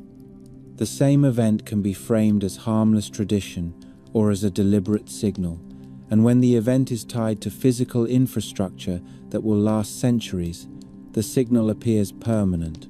A law can be amended. A building stands. Once you accept that symbols can be used as signals, you begin to see how the Great Seal and the city plan reinforce each other in the imagination. The Great Seal puts an eye above a pyramid and attaches it to the identity of the state. The city plan places power in a geometry of avenues and circles that can be interpreted as intentional. The Capitol cornerstone ceremony adds a ritual link between Masonry and the national architecture. Over time, this becomes an ecosystem of meaning. People who believe in a hidden order do not need a single smoking gun. They build a case by accumulation. They point to membership lists of founders, to lodges in port cities, to ritual participation in civic ceremonies, to public iconography that resembles initiatory symbolism, and to the fact that Masonry, unlike most civic clubs, relies on private recognition. They argue that the lodge operates like an internal passport system, allowing members to identify each other and cooperate across distance and party. They then look at early American state building, which required cooperation across distance and party, and conclude that the lodge provided an advantage that outsiders could not match. This line of thinking also changes how people read American money, seals, and monuments. The $1 bill, in particular, becomes a kind of portable conspiracy document because it carries the Great Seal reverse into everyday life. The claim is simple. If the symbol were meaningless, why place it where everyone will handle it? If it were only religious, why combine it with a pyramid rather than a more conventional Christian image? If it were only civic, why use Latin mottos that sound like a coded announcement? The official story answers those questions with the language of 18th century symbolism and classical education. The secret story answers them by treating the symbol as intentional concealment. The power is not in hiding the image, but in hiding its meaning in plain sight. That approach fits a broader pattern often attributed to secret societies. They do not always hide their existence, they hide their operating system. At the same time, the record shows that these symbols were part of a wider symbolic vocabulary in the 18th century. The eye was used in religious and civic contexts, and Latin mottos were common among educated elites. The pyramid as a symbol of duration and strength also had non-Masonic interpretations. Even so, the overlap between common symbolism and Masonic usage is exactly what makes the conspiracy reading durable. If a symbol is used widely, then it can be used without raising immediate alarm. If it is also used inside the lodge, then it can function as a quiet nod to insiders. That dual function is central to the speculative interpretation. It allows believers to argue that the founders could embed lodge-aligned imagery without leaving explicit evidence of intent, because the imagery would still be defensible as ordinary classical symbolism. This is why the Great Seal remains the centerpiece. It is both publicly explained and privately resonant. Washington, D.C. continues to supply new layers to this interpretation as the city grows. New monuments and buildings are added across the 19th and 20th centuries. Each addition can be treated as part of an ongoing plan or as a coincidence. When the Washington Monument rises as an obelisk, it invites comparisons to Egypt, to sun worship, to ancient geometry, whether or not those comparisons were intended by the engineers and legislators who funded it. When new memorials align with existing axes, it invites the idea of a sacred layout. When ceremonies include Masonic participation, it reinforces the sense that the fraternity maintains a relationship with the civic core. Even when official accounts treat these as traditions and community involvement, the speculative reading frames them as continuity. A network that lasted through monarchy and revolution, through frontier expansion and civil war, would not be expected to announce itself loudly. It would be expected to persist quietly and to mark key points with ritual and symbol, not because those marks prove domination, but because they signal endurance. The lodge network that could link influential men could also draw boundaries around who belongs. In practice, many lodges reflected the racial and religious divisions of their societies. Those divisions mattered because they shaped who had access to networks and who did not. As the 19th century progressed, as the nation fought over slavery and built new forms of industrial power, the question of who controlled institutions became sharper. In that environment, a secretive fraternity that promised mutual aid could be seen as a civic support system or as a private gatekeeping mechanism. That tension becomes more intense when the country enters the post-Civil War era and organizations modeled on fraternal structure take on openly political and violent roles. It is in that setting that the story moves from symbols on paper and street grids on maps into darker questions about how ritual, hierarchy, and loyalty can be used in the real struggle for control. After the Morgan affair, Freemasonry did not disappear from American life. It adjusted. In many places, lodges became more careful about public image and more focused on charity and civic ceremony. At the same time, the country itself was changing in ways that made fraternal networks more valuable, not less. The 19th century United States was a place where formal institutions were often weak, where personal reputation mattered, where travel and relocation were common, and where political power was frequently exercised through relationships rather than through bureaucracy. A lodge offered a structured way to build trust across those conditions. It created a repeatable method for admitting members, testing loyalty, and organizing mutual aid. In an era before modern professional credentialing and before many forms of social welfare, fraternal membership could be a real form of security. That made it attractive to ambitious men. It also made it useful to men who wanted influence without public accountability. The country moved towards civil war with a political culture already shaped by private clubs and public suspicion, and after the war, it would rebuild itself in a way that magnified both. The Civil War did not just split a nation, it broke and remade social hierarchies. It produced millions of veterans, a generation of men who had lived inside strict chains of command and who returned to civilian life carrying habits of discipline, ritual, and group identity. It also left the South defeated, occupied, and politically unstable. The end of slavery created a new legal reality that many white Southerners refused to accept, and Reconstruction brought federal authority into daily life in the former Confederate states. In this environment, secret and semi-secret organizations multiplied. Some were harmless fraternities, some were armed groups.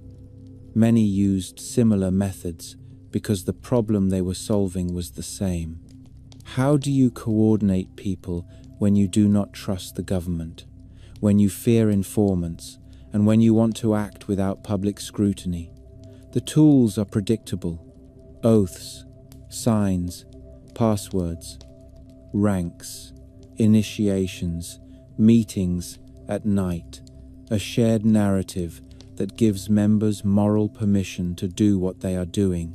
These tools existed long before Freemasonry, but Freemasonry had refined them into a respected social form.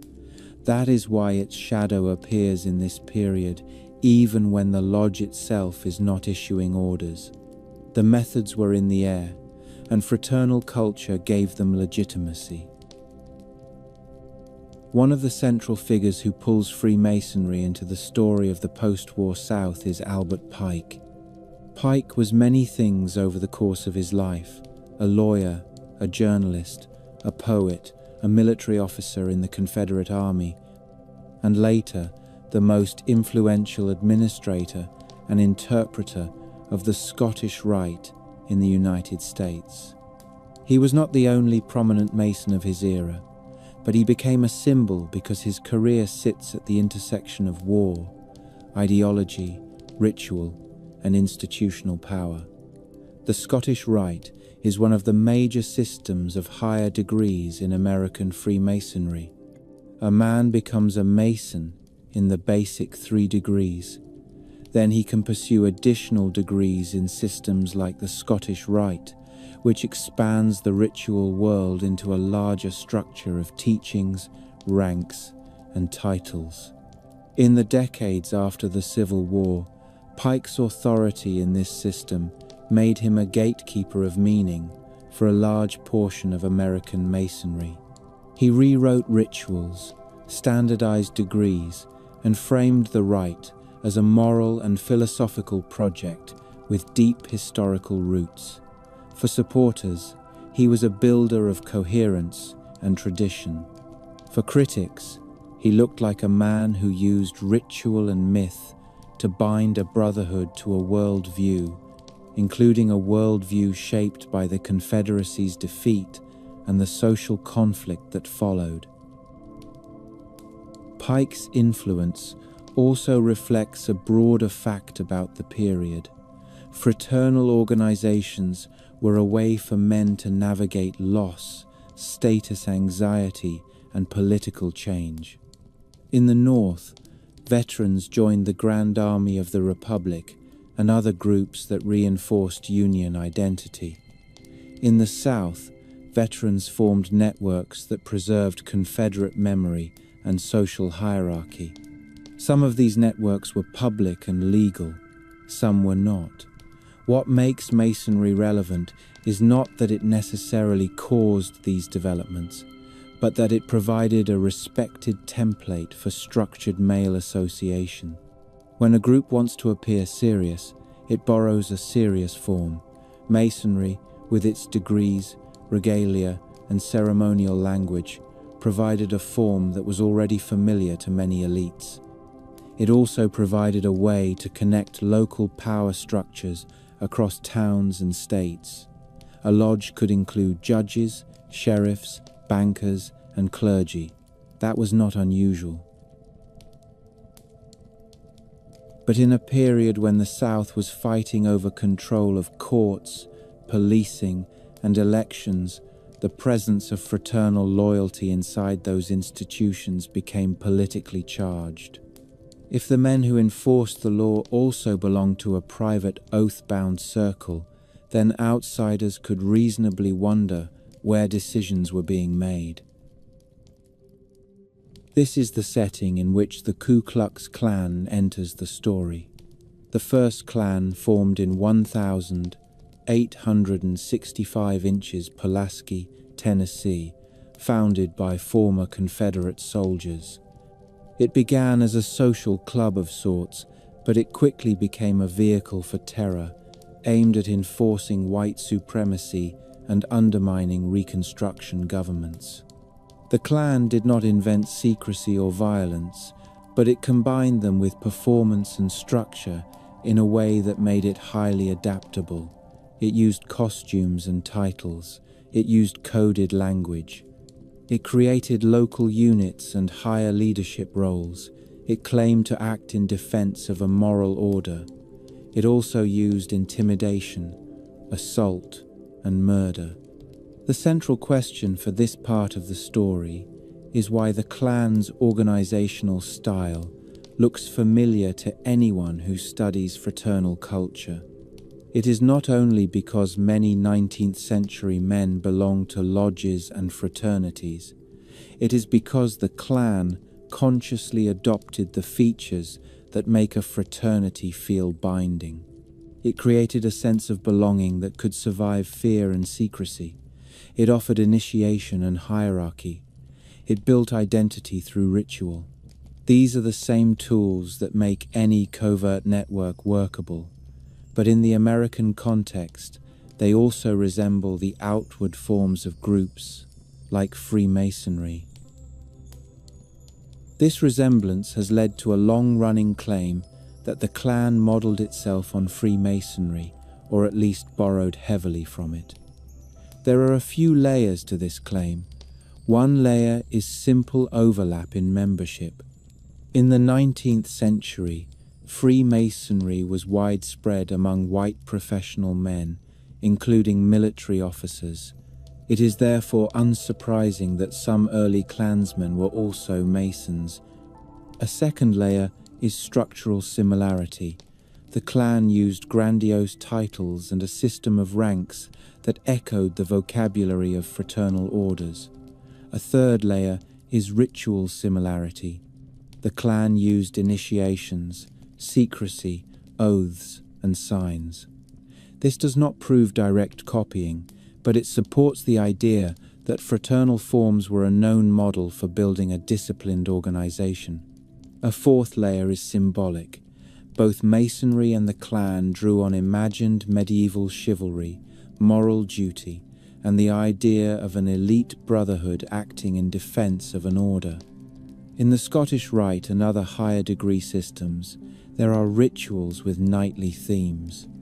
The clan presented itself in a twisted version of the same style, framing its violence as protection of community and virtue.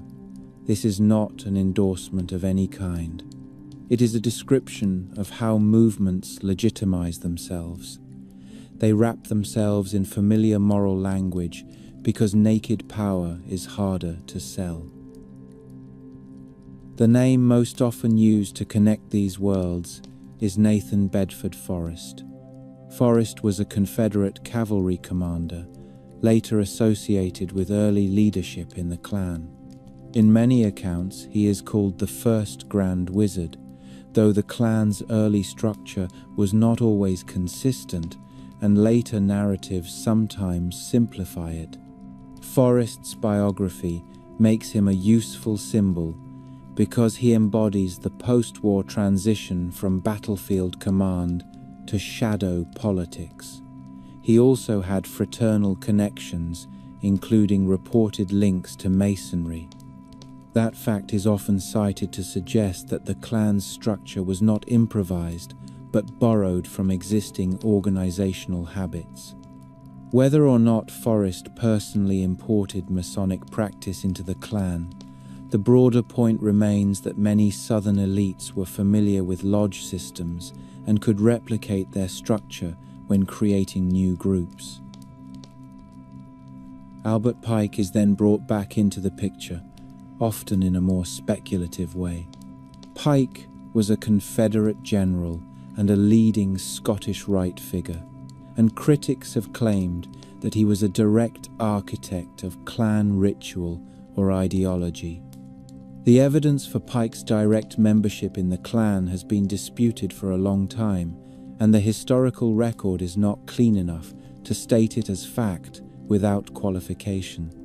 What can be said more securely is that Pike's writings and leadership helped define a ritual world that appealed to men who liked hierarchy, symbolism, and elite identity, and that the post-war South was full of men who wanted exactly that kind of structure. In that environment, ideas and forms could move from one context to another without a formal transfer order. A man who attended lodge and then joined a political or vigilante organization would already know how to run meetings, how to enforce silence, how to create degrees of access, how to use ceremony to create loyalty. In a society full of such men, a violent organization could adopt fraternal forms quickly because the forms were already part of the local culture. It is also important to understand that the United States, after the Civil War, saw a broader boom in fraternal orders. The Odd Fellows, the Knights of Pythias, the Improved Order of Red Men, and many other societies grew rapidly. They offered insurance like benefits, burial support, social status, and community for men moving through a fast-changing economy. This mattered because it normalized the idea that private ritual and public respectability could coexist. It made the sight of regalia and secret handshakes familiar. In that environment, the distinction between a harmless fraternity and a political network could blur, at least in public imagination. When people suspected the clan or other groups of hidden coordination, they often reached for the most visible model of hidden coordination they already knew: Freemasonry. That is how Masonry became part of this story, even when it was not directly responsible. It was the established language of brotherhood and secrecy, and the clan was using a corrupted dialect of the same language. The racial dimension cannot be treated as a side issue because it shaped both the reality and the accusations. Many mainstream lodges in the United States excluded black men in practice, even when Masonry's official language spoke of universal brotherhood. At the same time, Black Freemasonry existed through organizations such as Prince Hall Masonry, which began in the late 18th century and grew over time. The existence of black lodges demonstrates that the tools of fraternity could be used in very different ways depending on the society in which they operated. For Black Americans, a lodge could be a vehicle for mutual aid, education, and civic organization in a hostile environment. For white supremacist groups, a secret fraternity model could be used to coordinate intimidation and violence. The overlap is not moral. The overlap is structural. The same organizational technology can be used for very different ends. This is also where the idea of conspiracy changes tone. Earlier suspicion of Freemasonry was often framed as a threat to democratic transparency or as an elite network with undue influence. In the post-war South, the suspicion becomes more concrete. People were being attacked and killed by organized groups operating behind masks. They were being driven from polling places. They were being punished for exercising rights. In such a context, the fear of hidden networks was not theoretical. It was grounded in lived experience of secrecy used for coercion. When citizens believed that local officials were sympathetic to the clan, or were members, or were unwilling to enforce the law, the logic resembled the logic of the Morgan affair, but with higher stakes. The question was again whether private loyalty could override public duty, but now the consequences included violence on a scale that changed entire counties and states.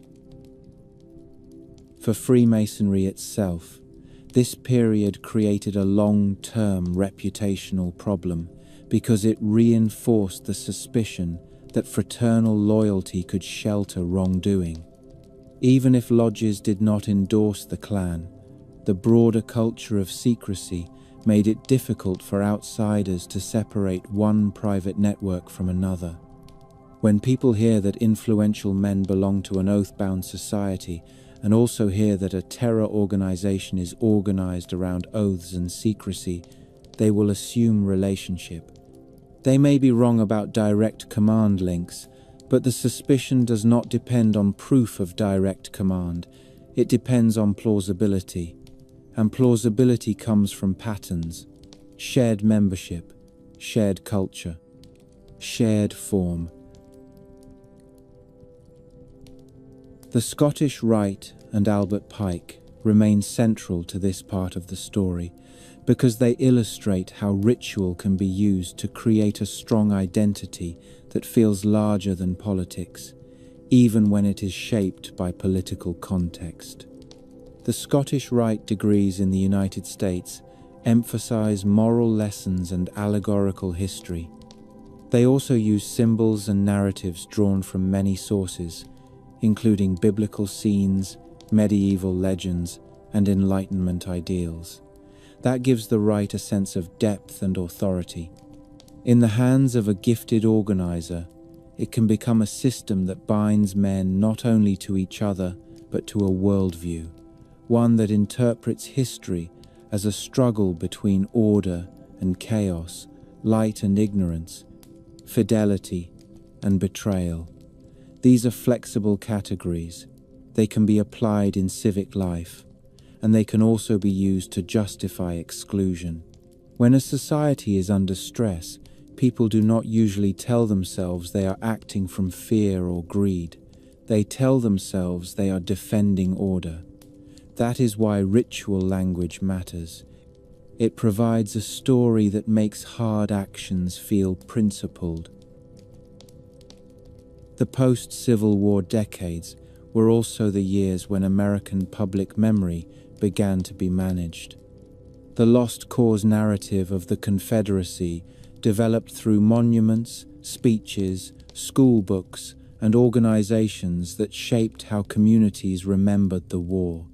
Fraternal culture fit easily into that project because it already valued ceremony and symbolic public acts. A procession, a dedication, a memorial service, these were familiar forms. Lodges and veteran groups used them to reinforce identity. This did not mean they were plotting in secret to control the nation, but it did mean they were participating in a struggle over what the nation would say about itself.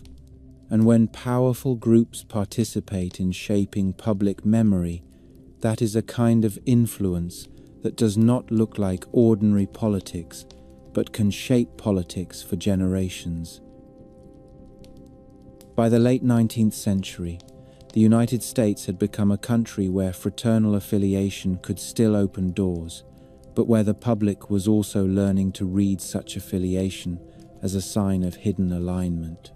Freemasonry remained socially respectable in many circles, especially among business and professional elites. At the same time, the growth of other secret and semi-secret groups, including violent ones, made secrecy itself look like a warning sign. The tension was not resolved. It hardened into a lasting feature of the American imagination. When people later looked for the roots of hidden power, they could point to this period and say the method was already proven. A man could belong to a private brotherhood, gain trust and access, and then operate in public life with that private loyalty as an advantage. A violent group could borrow the same organizational methods and use them for terror. The public could suspect that the respectable fraternity and the violent fraternity were different faces of the same deeper system. This is the kind of conclusion that thrives in societies where transparency is valued but not always delivered, and where the line between private association and public authority is not always clear. In the early 20th century, the fear of Freemasonry shifted from pamphlets and election speeches into state policy. It happened for a practical reason. Modern dictatorships were built on control of information, control of loyalty, and control of organizations that could mobilize people outside the state. Freemasonry had all the qualities these regimes disliked. It met privately. It maintained internal rules. It created bonds that crossed class lines and sometimes crossed borders. It used signs and words that allowed members to recognize each other without explanation. It kept membership lists and archives that were not public. Even when a lodge insisted it was not political, it was still a network. Authoritarian governments did not need proof that the network was plotting. They only needed to believe the network might become a rival source of allegiance. The pattern appears clearly in fascist Italy before it appears in Nazi Germany. Mussolini built power by absorbing or crushing independent institutions. In the mid-1922s, his government moved directly against Italian Freemasonry. A law in 1925 effectively banned the fraternity, and fascist authorities seized the Grand Orient headquarters at Palazzo Giustiniani in Rome soon after. This was not a symbolic warning. It was an administrative takeover backed by police. Lodges were forced to shut down, records were confiscated, and membership became a liability in a regime where loyalty was expected to flow in one direction. The logic was simple. A man cannot serve two masters, and the state wanted to be the only master that mattered. The same logic would appear again and again across Europe. The uniformity is one reason the story has lasting force. Different regimes in different countries reached similar conclusions about the same type of organization. In Germany, the Nazis had a more elaborate ideological frame for the attack. They did not present Freemasonry merely as an independent association that needed to be dissolved. They presented it as part of a vast conspiracy. Nazi propaganda repeatedly linked Jews and Freemasons, pushing the idea of a Jewish Masonic plot against Germany. This framing served several purposes at once. It turned a domestic crackdown into a national defense project. It expanded the category of enemy beyond political parties and trade unions to include any group the regime wanted to destroy. It also made the persecution feel justified to ordinary citizens who were being trained to see hidden enemies everywhere. Once you tell the public that a secret society is working with an ethnic group cast as an existential threat, you can attach almost any policy to that claim. Police raids become rescue operations. Seizure of property becomes national security. Imprisonment becomes protection of the state. The administrative steps followed quickly. As the Nazis consolidated power, they pushed German lodges to dissolve, surrender assets, and hand over archives. Local pressure began in 1,933 inches many places, with lodges closing under threat, and the regime moved toward a complete ban. By 1935, the Nazi state had outlawed Freemasonry entirely. The point was not only to stop meetings, it was to capture the machinery of the network. Lodge buildings held records of names, addresses, degrees, correspondence, and charitable funds.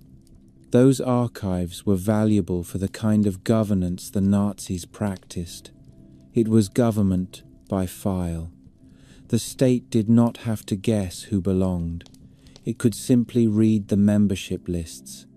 That is why the seizure of lodge archives becomes one of the most important details in this part of the story.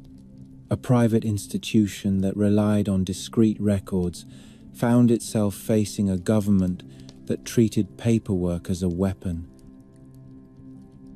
Once the state had names, it could apply pressure in layers. People who had been lodge officers could be identified. Civil servants and teachers with Masonic ties could be removed. Military officers could be questioned. Men trying to keep their jobs could be forced to sign declarations renouncing the fraternity.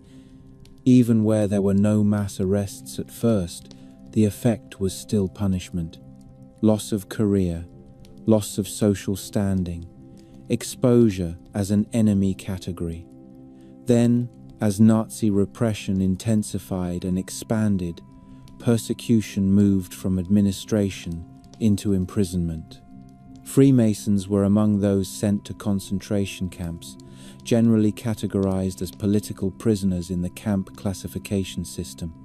The camps used badges to mark prisoners by category, and some sources note that Masonic prisoners were associated with the political prisoner marking, sometimes with an added identifier. In the logic of the camps, this classification mattered. It shaped treatment, labor assignments, and survival odds. In the logic of the Nazi state, it mattered because it turned membership in a fraternity into a punishable identity. To understand why the Nazi campaign against Freemasonry resonates, it helps to look at it through the regime's own fear of uncontrolled bonds. Nazi rule depended on replacing older loyalties with loyalty to the party and the leader. Churches were monitored, youth organizations were absorbed, worker groups were smashed and replaced.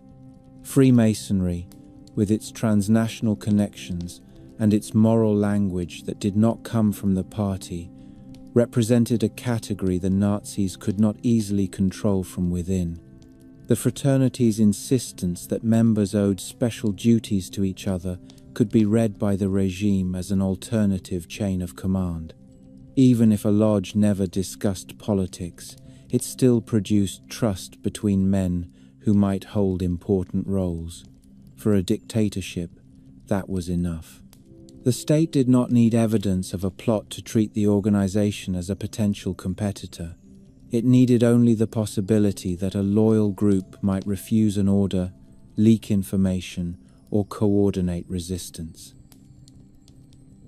This interpretation has fueled a darker, speculative thread that runs through the larger conspiracy story. If the fraternity was harmless, why would dictators spend energy destroying it? The answer from within the secret story is direct.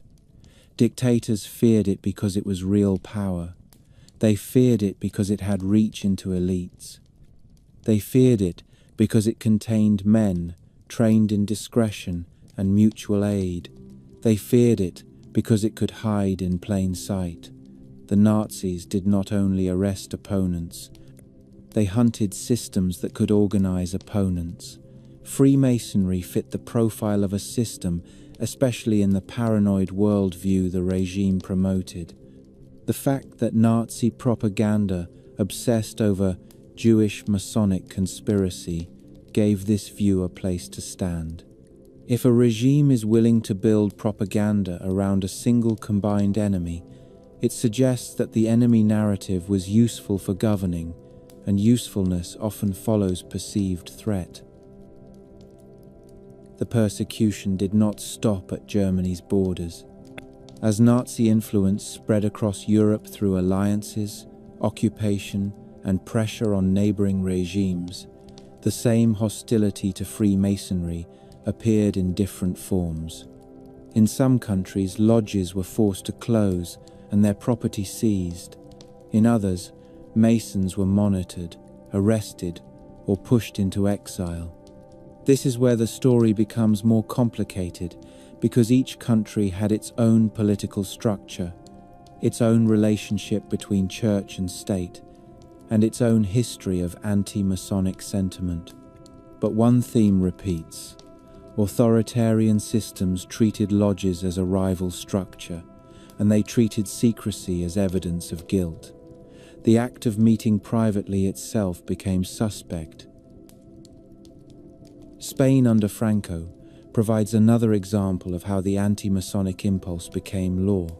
Franco's regime framed Freemasonry as a major enemy category and built a legal instrument to pursue it.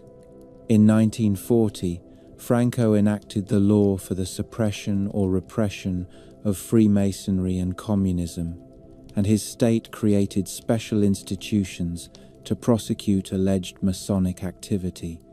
The framing is important. Freemasonry was placed in the same legal category as communism, despite being socially and politically different. This was not an accident. It shows how dictatorships use broad enemy categories to justify repression. Freemasonry was treated as a hidden force behind political disorder, a secret influence that had infiltrated institutions. That story allowed Franco's state to attack political opponents and social rivals under the banner of national cleansing. It also reinforced a European pattern. In the authoritarian imagination, Freemasonry is never just a fraternity. It is always an underground government. In Italy, the earlier fascist ban created a legacy that would matter long after the war.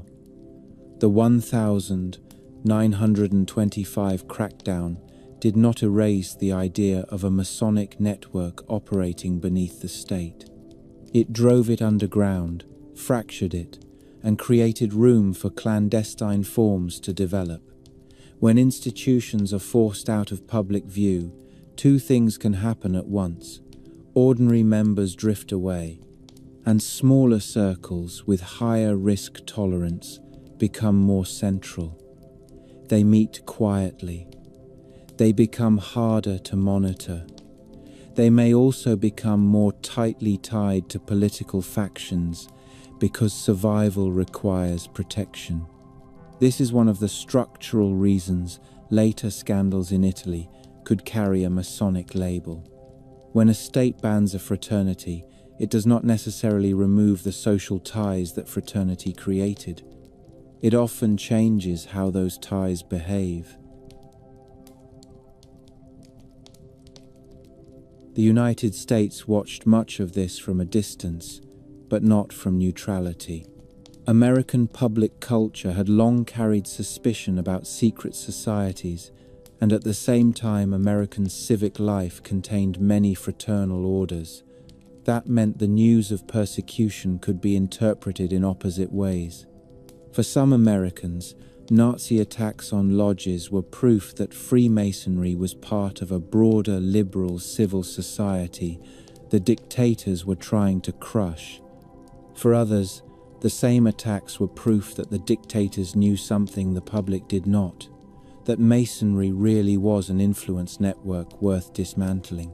The second interpretation has always been the more conspiratorial, and it gained force as people looked for explanations that went beyond military strategy and ideology. If a regime hunted lodge archives and membership lists, perhaps those lists had real strategic value. If a regime sent Masons to camps as political prisoners, perhaps it considered them politically significant. Those inferences are not proof, but in the world of suspicion they do not need to be. They are treated as signals.